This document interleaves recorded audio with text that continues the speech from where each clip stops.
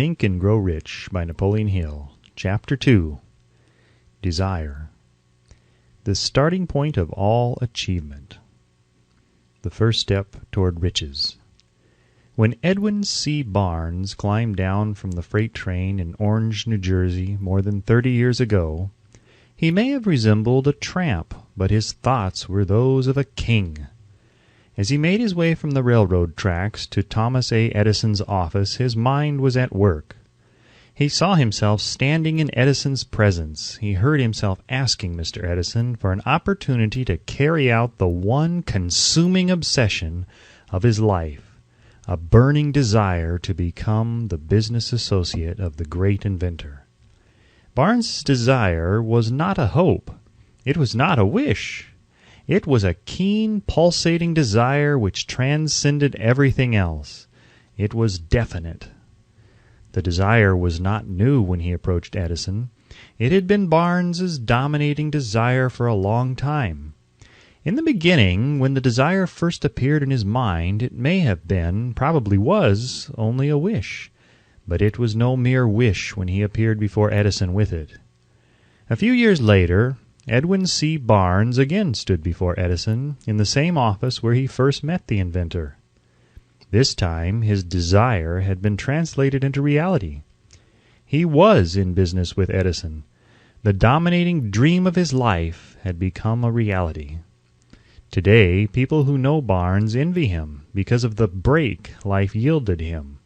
They see him in the days of his triumph without taking the trouble to investigate the cause of his success. Barnes succeeded because he chose a definite goal, placed all of his energy, all of his willpower, all of his effort, everything back of that goal. He did not become the partner of Edison the day he arrived. He was content to start in the most menial work as long as it provided an opportunity to take even one step toward his cherished goal. 5 years passed before the chance he had been seeking made its appearance. During all those years, not one ray of hope, not one promise of attainment of his desire had been held out to him. To everyone except himself, he appeared only another cog in the Edison business wheel. But in his own mind, he was the partner of Edison every minute of the time, from the very day that he first went to work there. It is a remarkable illustration of the power of a definite desire. Barnes won his goal because he wanted to be a business associate of Mr. Edison more than he wanted anything else. He created a plan by which to attain that purpose. But he burned all bridges behind him. He stood by his desire until it became the dominating obsession of his life and, finally, a fact. When he went to Orange, he did not say to himself, "I will try to induce Edison to give me a job of some sort." He said, "I will see Edison and put him on notice that I have come to go into business with him." He did not say, "I will work there for a few months, and if I get no encouragement I will quit and get a job somewhere else." He did say, "I will start anywhere. I will do anything Edison tells me to do, but before I am through I will be his associate." He did not say, "I will keep my eyes open for another opportunity in case I fail to get what I want in the Edison organization." He said, "There is but one thing in this world that I am determined to have, and that is a business association with Thomas A. Edison. I will burn all bridges behind me and stake my entire future on my ability to get what I want." He left himself no possible way of retreat. He had to win or perish. That is all there is to the Barnes story of success. A long while ago, a great warrior faced a situation which made it necessary for him to make a decision which inspired his success on the battlefield. He was about to send his armies against a powerful foe whose men outnumbered his own. He loaded his soldiers into boats, sailed to the enemy's country, unloaded soldiers and equipment, then gave the order to burn the ships that had carried them. Addressing his men before the first battle, he said, "You see the boats going up in smoke? That means that we cannot leave these shores alive unless we win. We now have no choice. We win or we perish." They won. Every person who wins in any undertaking must be willing to burn his ships and cut all sources of retreat. Only by doing so can one be sure of maintaining that state of mind as a burning desire to win, essential to success. The morning after the great Chicago fire, a group of merchants stood on State Street looking at the smoking remains of what had been their stores. They went into a conference to decide if they would try to rebuild or leave Chicago and start over in a more promising section of the country. They reached a decision, all except one, to leave Chicago. The merchant who decided to stay and rebuild pointed a finger at the remains of his store and said, "Gentlemen, on that very spot I will build the world's greatest store, no matter how many times it may burn down." That was more than 50 years ago. The store was built. It stands there today, a towering monument to the power of that state of mind known as burning desire. The easy thing for Marshall Field to have done would have been exactly what his fellow merchants did. When the going was hard and the future looked dismal, they pulled up and went where the going seemed easier. Mark well this difference between Marshall Field and the other merchants, because it is the same difference which distinguishes Edwin C. Barnes from thousands of other young men who have worked in the Edison organization. It is the same difference which distinguishes practically all who succeed from those who fail. Every human being who reaches the age of understanding of the purpose of money wishes for it. Wishing will not bring riches, but desiring riches with a state of mind that becomes an obsession, then planning definite ways and means to acquire riches, and backing those plans with persistence which does not recognize failure, will bring riches. The method by which desire for riches can be transmuted into its financial equivalent consists of 6 definite practical steps, viz. First, fix in your mind the exact amount of money you desire. It is not sufficient merely to say, "I want plenty of money." Be definite as to the amount. There is a psychological reason for definiteness which will be described in a subsequent chapter. Second, determine exactly what you intend to give in return for the money you desire. There is no such reality as something for nothing. Third, establish a definite date when you intend to possess the money you desire. Fourth, create a definite plan for carrying out your desire, and begin at once, whether you are ready or not, to put this plan into action. Fifth, write out a clear, concise statement of the amount of money you intend to acquire. Name the time limit for its acquisition. State what you intend to give in return for the money, and describe clearly the plan through which you intend to accumulate it. Sixth, read your written statement aloud twice daily, once just before retiring at night, and once after arising in the morning. As you read, see and feel and believe yourself already in possession of the money. It is important that you follow the instructions described in these 6 steps. It is especially important that you observe and follow the instructions in the 6th paragraph. You may complain that it is impossible for you to see yourself in possession of money before you actually have it. Here is where a burning desire will come to your aid. If you truly desire money so keenly that your desire is an obsession, you will have no difficulty in convincing yourself that you will acquire it. The object is to want money and to become so determined to have it that you convince yourself you will have it.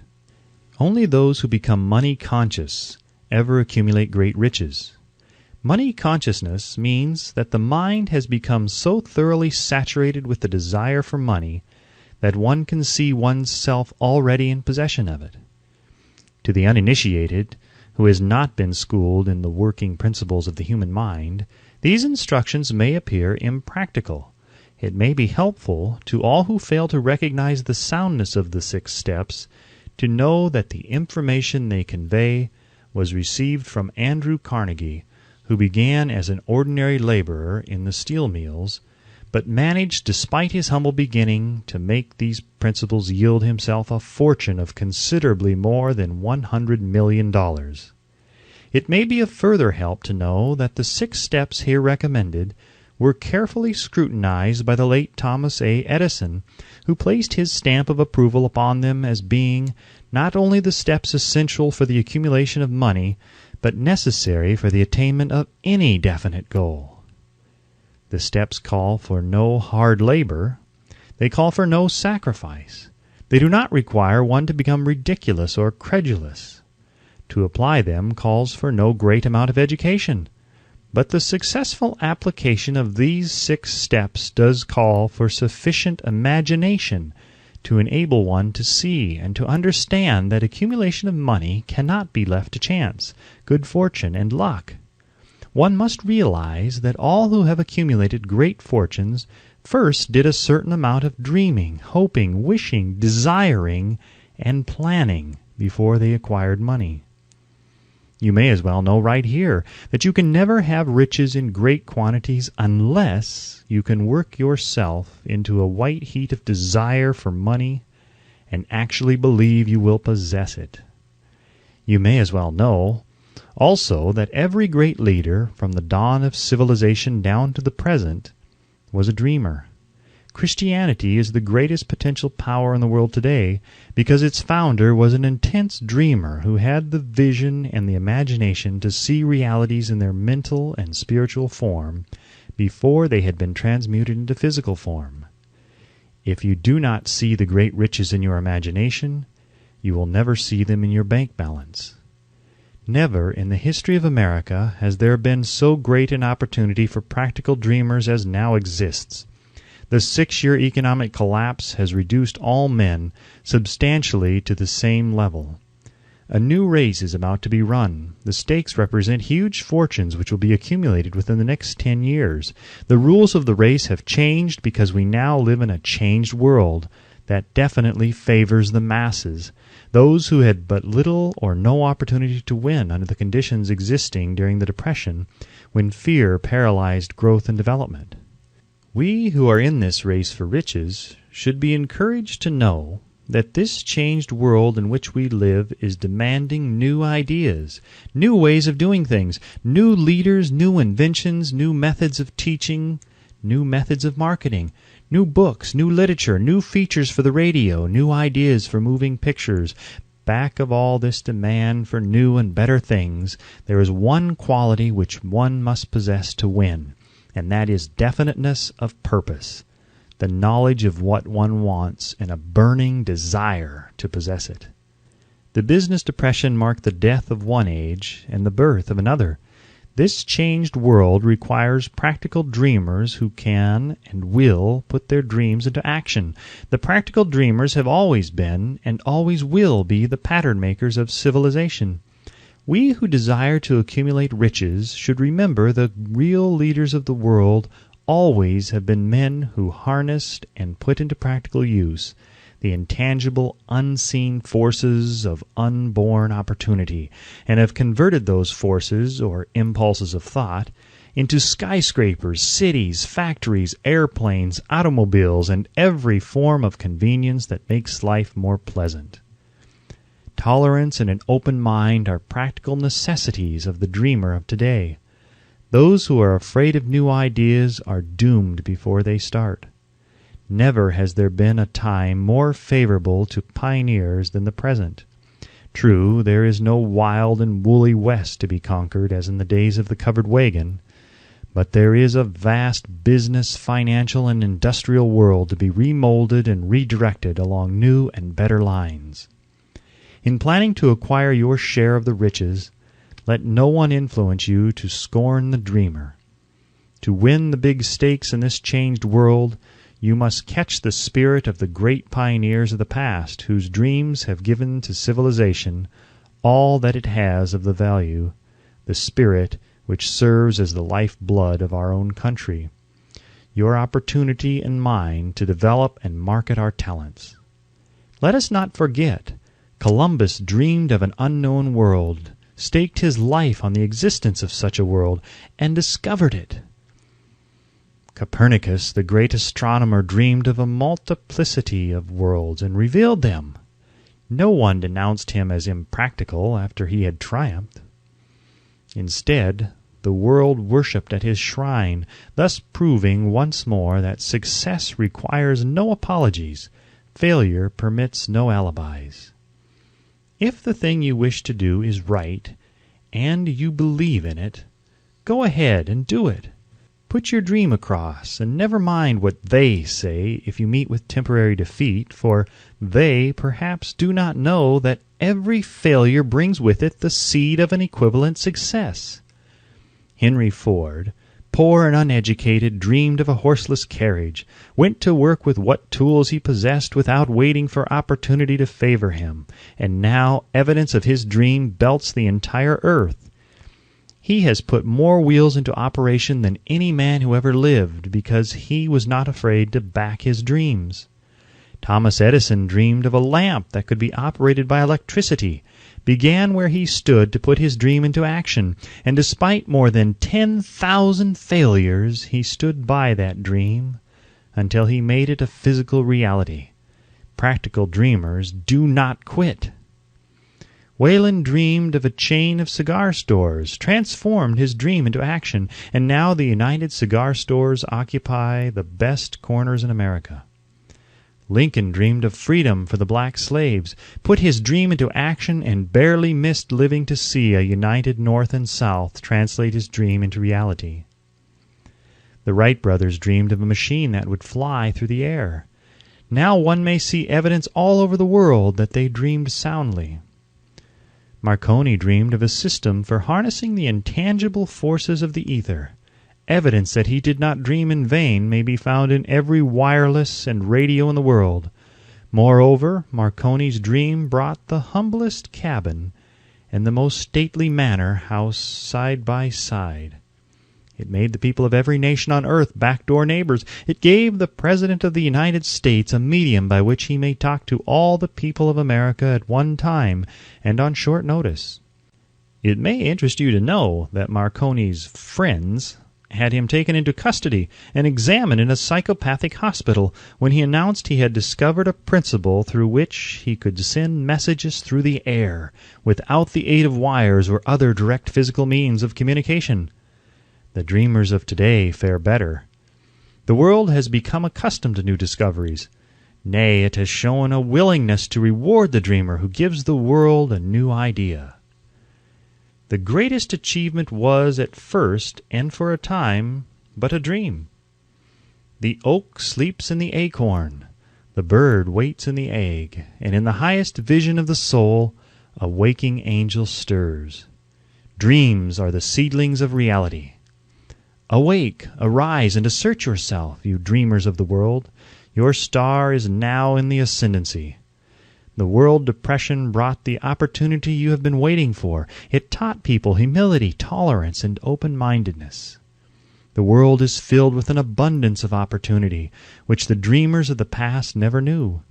A burning desire to be and to do is the starting point from which the dreamer must take off. Dreams are not born of indifference, laziness, or lack of ambition. The world no longer scoffs at the dreamer, nor calls him impractical. If you think it does, take a trip to Tennessee and witness what a dreamer president has done in the way of harnessing and using the great water power of America. A score of years ago, such a dream would have seemed like madness. You have been disappointed. You have undergone defeat during the Depression. You have felt the great heart within you crushed until it bled. Take courage, for these experiences have tempered the spiritual metal of which you are made. They are assets of incomparable value. Remember, too, that all who succeed in life get off to a bad start and pass through many heartbreaking struggles before they arrive. The turning point in the lives of those who succeed usually comes at the moment of some crisis through which they are introduced to their other selves. John Bunyan wrote The Pilgrim's Progress, which is among the finest of all English literature, after he had been confined in prison and sorely punished because of his views on the subject of religion. O. Henry discovered the genius which slept within his brain. After he had met with great misfortune and was confined in a prison cell in Columbus, Ohio, being forced, through misfortune, to become acquainted with his other self, and to use his imagination, he discovered himself to be a great author instead of a miserable criminal and outcast. Strange and varied are the ways of life, and stranger still are the ways of infinite intelligence, through which men are sometimes forced to undergo all sorts of punishment before discovering their own brains and their own capacity to create useful ideas through imagination. Edison, the world's greatest inventor and scientist, was a tramp telegraph operator. He failed innumerable times before he was driven, finally, to the discovery of the genius which slept within his brain. Charles Dickens began by pasting labels on blacking pots. The tragedy of his first love penetrated the depths of his soul and converted him into one of the world's truly great authors. That tragedy produced, first, David Copperfield, then a succession of other works that made this a richer and better world for all who read his books. Disappointment over love affairs generally has the effect of driving men to drink and women to ruin, and this because most people never learn the art of transmuting their strongest emotions into dreams of a constructive nature. Helen Keller became deaf, dumb, and blind shortly after birth. Despite her greatest misfortune, she has written her name indelibly in the pages of the history of the great. Her entire life has served as evidence that no one ever is defeated until defeat has been accepted as a reality. Robert Burns was an illiterate country lad. He was cursed by poverty and grew up to be a drunkard in the bargain.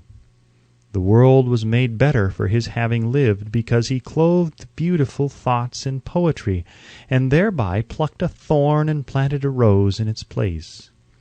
Booker T. Washington was born in slavery, handicapped by race and color.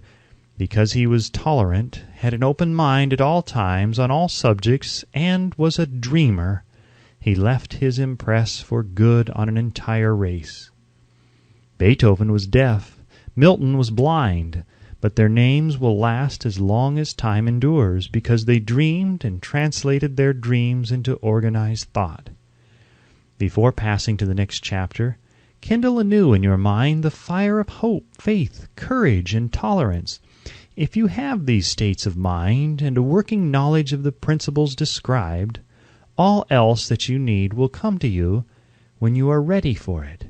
Let Emerson state the thought in these words: "Every proverb, every book, every byword that belongs to thee, for aid and comfort shall surely come home through open or winding passages. Every friend whom not thy fantastic will, but the great and tender soul in thee craveth, shall lock thee in his embrace."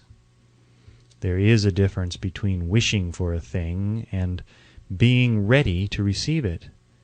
No one is ready for a thing until he believes he can acquire it. The state of mind must be belief, not mere hope or wish. Open-mindedness is essential for belief. Closed minds do not inspire faith, courage, and belief.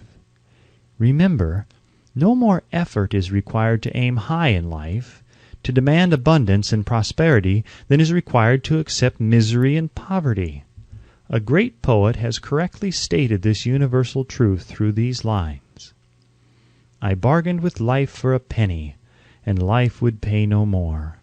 However, I begged at evening, when I counted my scanty store.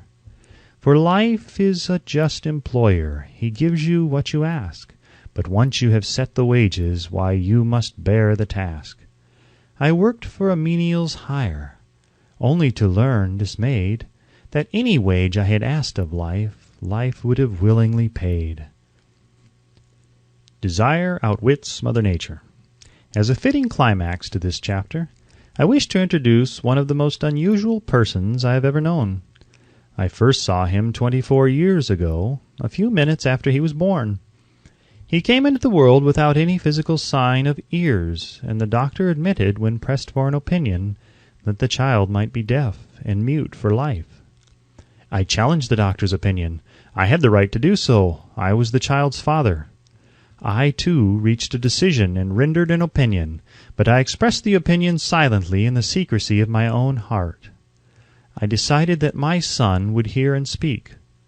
Nature could send me a child without ears, but nature could not induce me to accept the reality of the affliction. In my own mind, I knew that my son would hear and speak. How? I was sure there must be a way, and I knew I would find it. I thought of the words of the immortal Emerson. The whole course of things goes to teach us faith. We need only obey. There is guidance for each of us, and by lowly listening we shall hear the right word. The right word? Desire! More than anything else, I desired that my son should not be a deaf-mute. From that desire I never receded, not for a second. Many years previously I had written, "Our only limitations are those we set up in our own minds." For the first time I wondered if that statement were true. Lying on the bed in front of me was a newly born child without the natural equipment of hearing. Even though he might hear and speak, he was obviously disfigured for life. Surely this was a limitation which that child had not set up in his own mind.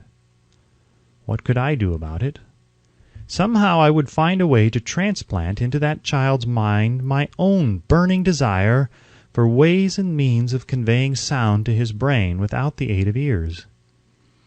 As soon as the child was old enough to cooperate, I would fill his mind so completely with a burning desire to hear that nature would, by methods of her own, translate it into physical reality. All this thinking took place in my own mind, but I spoke of it to no one.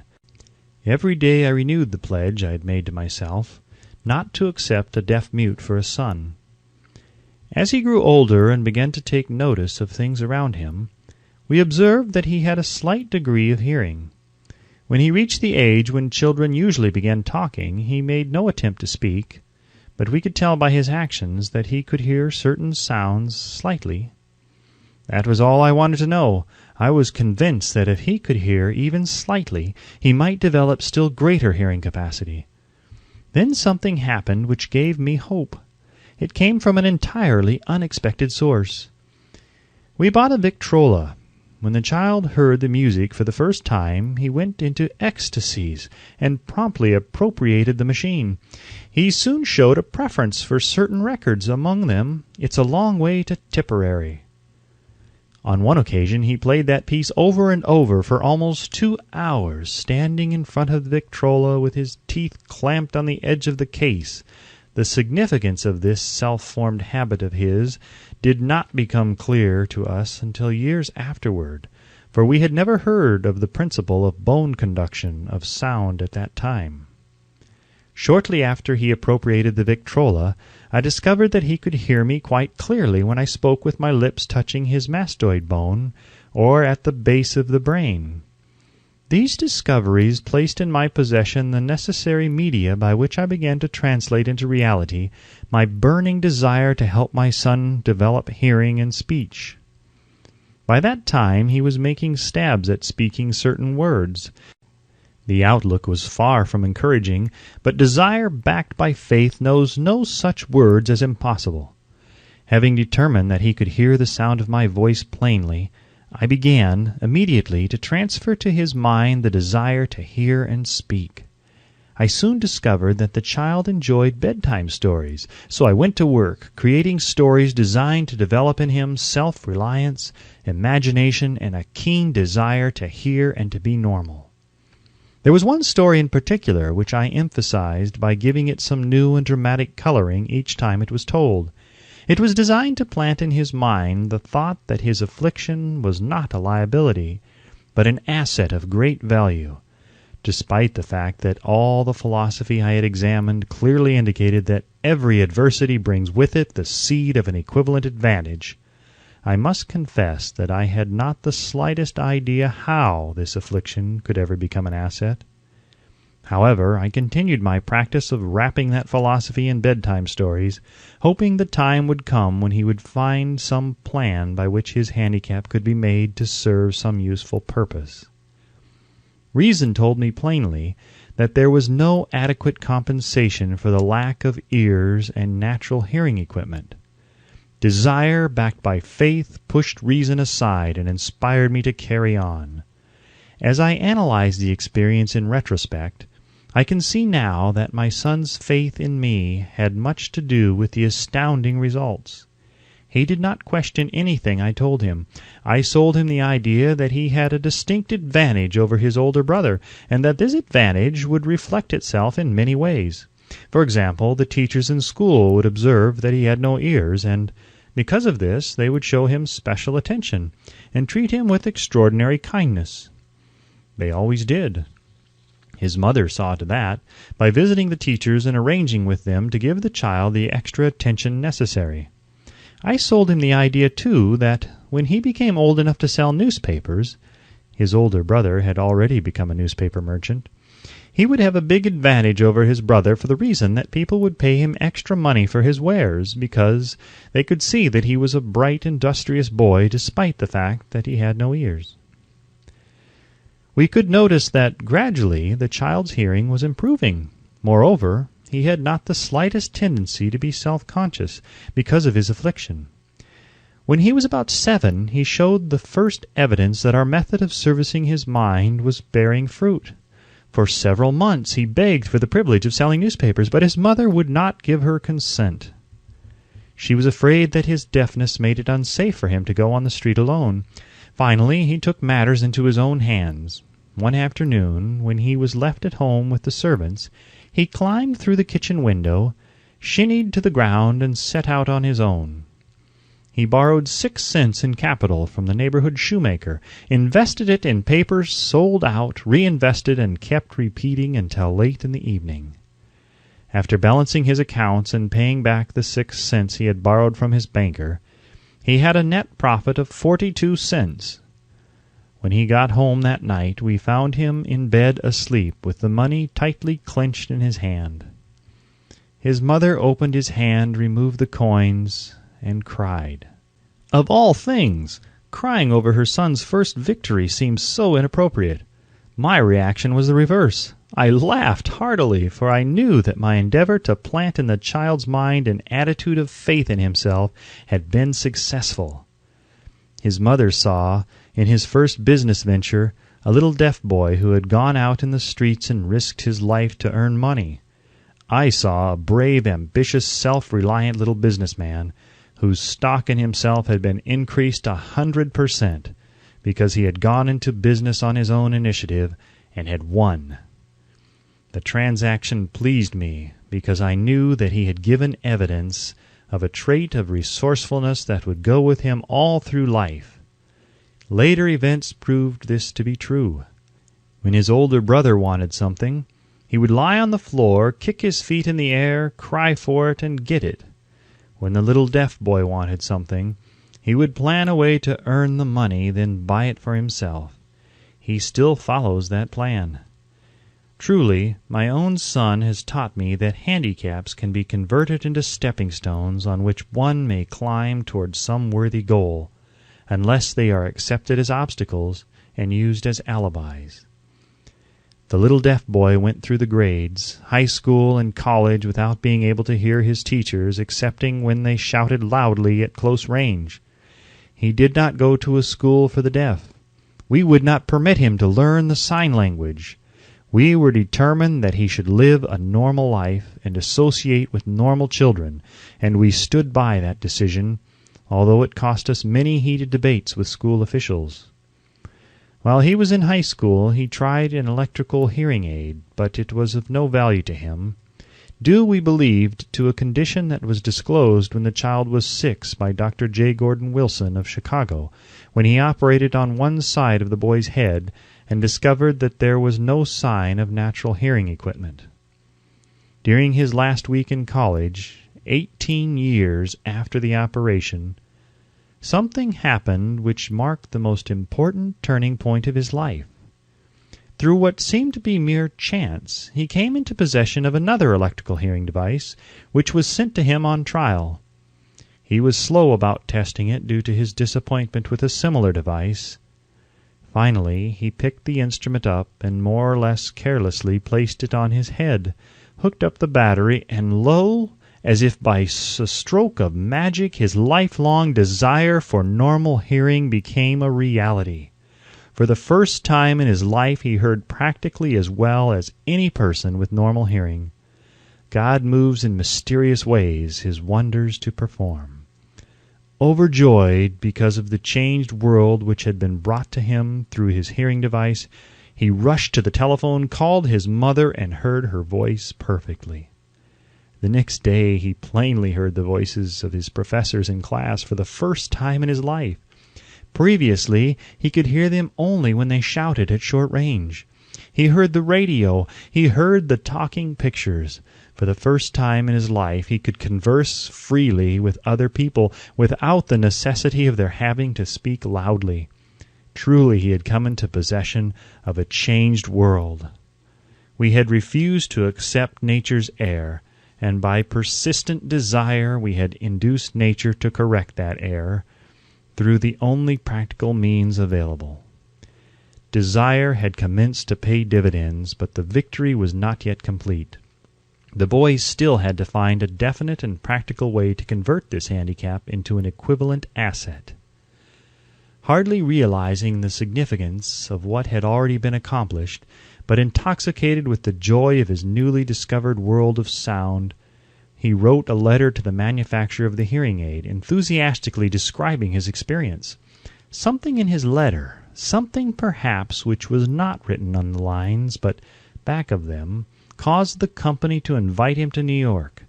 When he arrived, he was escorted through the factory, and while talking with the chief engineer, telling him about his changed world, a hunch, an idea, or an inspiration, call it what you wish, flashed into his mind.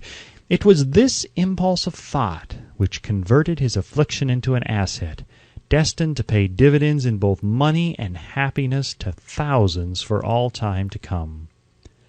The sum and substance of that impulsive thought was this. It occurred to him that he might be of help to the millions of deafened people who go through life without the benefit of hearing devices, if he could find a way to tell them the story of his changed world.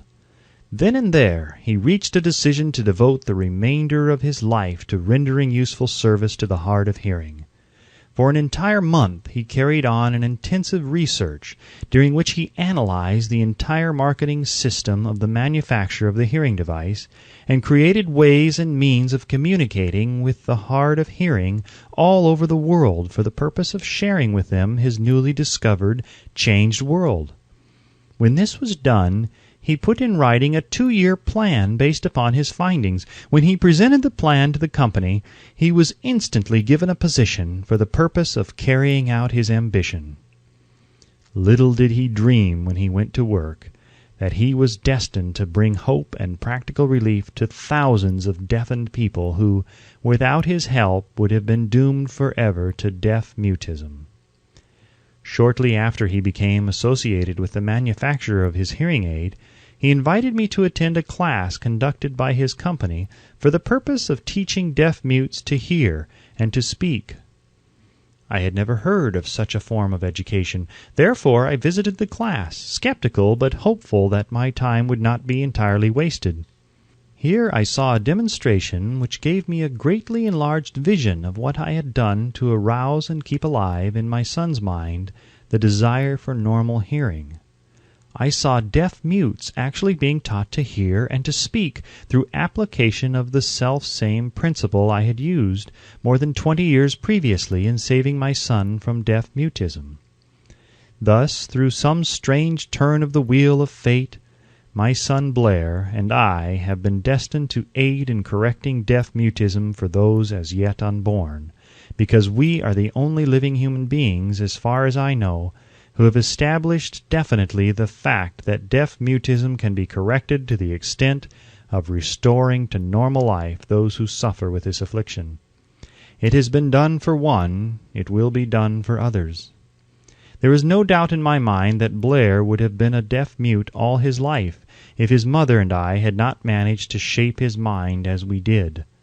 The doctor who attended at his birth told us, confidently, the child might never hear or speak. A few weeks ago, Dr. Irving Voorhees, a noted specialist on such cases, examined Blair very thoroughly. He was astounded when he learned how well my son now hears and speaks, and said his examination indicated that, theoretically, the boy should not be able to hear at all. But the lad does hear, despite the fact that X-ray pictures show there is no opening in the skull whatsoever from where his ears should be to the brain. When I planted in his mind the desire to hear and talk and live as a normal person, There went with that impulse some strange influence which caused nature to become a bridge builder, and span the gulf of silence between his brain and the outer world by some means which the keenest medical specialists have not been able to interpret. It would be sacrilege for me to even conjecture as to how nature performed this miracle. It would be unforgivable if I neglected to tell the world as much as I know of the humble part I assumed in the strange experience. It is my duty and a privilege to say I believe, and not without reason, that nothing is impossible to the person who backs desire with enduring faith. Verily, a burning desire has devious ways of transmuting itself into its physical equivalent. Blair desired normal hearing. Now he has it. He was born with a handicap which might easily have sent one with a less defined desire to the street with a bundle of pencils and a tin cup. That handicap now promises to serve as the medium by which he will render useful service to many millions of hard of hearing, also to give him useful employment at adequate financial compensation the remainder of his life. The little white lies I planted in his mind when he was a child by leading him to believe his affliction would become a great asset, which he could capitalize, has justified itself. Verily, there is nothing right or wrong which belief plus burning desire cannot make real. These qualities are free to everyone. In all of my experience in dealing with men and women who had personal problems, I never handled a single case which more definitely demonstrates the power of desire. Authors sometimes make the mistake of writing of subjects of which they have but superficial or very elementary knowledge. It has been my good fortune to have had the privilege of testing the soundness of the power of desire through the affliction of my own son. Perhaps it was providential that the experience came as it did, for surely no one is better prepared than he to serve as an example of what happens when desire is put to the test. If Mother Nature bends to the will of desire, is it logical that mere men can defeat a burning desire? Strange and imponderable is the power of the human mind. We do not understand the method by which it uses every circumstance, every individual, every physical thing within its reach as a means of transmuting desire into its physical counterpart. Perhaps science will uncover this secret. I planted in my son's mind the desire to hear and to speak as any normal person hears and speaks. That desire has now become a reality. I planted in his mind the desire to convert his greatest handicap into his greatest asset. That desire has been realized. The modus operandi by which this astounding result was achieved is not hard to describe. It consisted of 3 very definite facts. First, I mixed faith with the desire for normal hearing, which I passed on to my son. Second, I communicated my desire to him in every conceivable way available, through persistent, continuous effort over a period of years. Third, he believed me. As this chapter was being completed, news came of the death of Madame Schumann-Heink.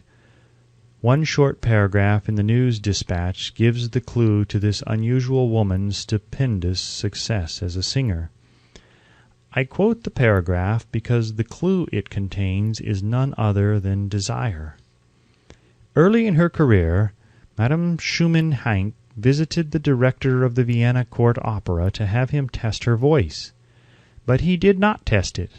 After taking one look at the awkward and poorly dressed girl, he exclaimed none too gently, "With such a face and with no personality at all, how can you ever expect to succeed in opera? My good child, give up the idea. Buy a sewing machine and go to work. You can never be a singer." Never is a long time. The director of the Vienna Court Opera knew much about the technique of singing. He knew little about the power of desire when it assumes the proportion of an obsession. If he had known more of that power, he would not have made the mistake of condemning genius without giving it an opportunity. Several years ago, one of my business associates became ill. He became worse as time went on, and finally was taken to the hospital for an operation. Just before he was wheeled into the operating room, I took a look at him and wondered how anyone as thin and emaciated as he could possibly go through a major operation successfully. The doctor warned me that there was little if any chance of my ever seeing him alive again. But that was the doctor's opinion. It was not the opinion of the patient. Just before he was wheeled away, he whispered feebly, "Do not be disturbed, Chief. I will be out of here in a few days." The attending nurse looked at me with pity. But the patient did come through safely. After it was all over, his physician said, "Nothing but his own desire to live saved him. He never would have pulled through it if he had not refused to accept the possibility of death." I believe in the power of desire backed by faith, because I have seen this power lift men from lowly beginnings to places of power and wealth. I have seen it rob the grave of its victims. I have seen it serve as the medium by which men staged a comeback after having been defeated in 100 different ways. I have seen it provide my own son with a normal, happy, successful life, despite nature's having sent him into the world without ears. How can one harness and use the power of desire?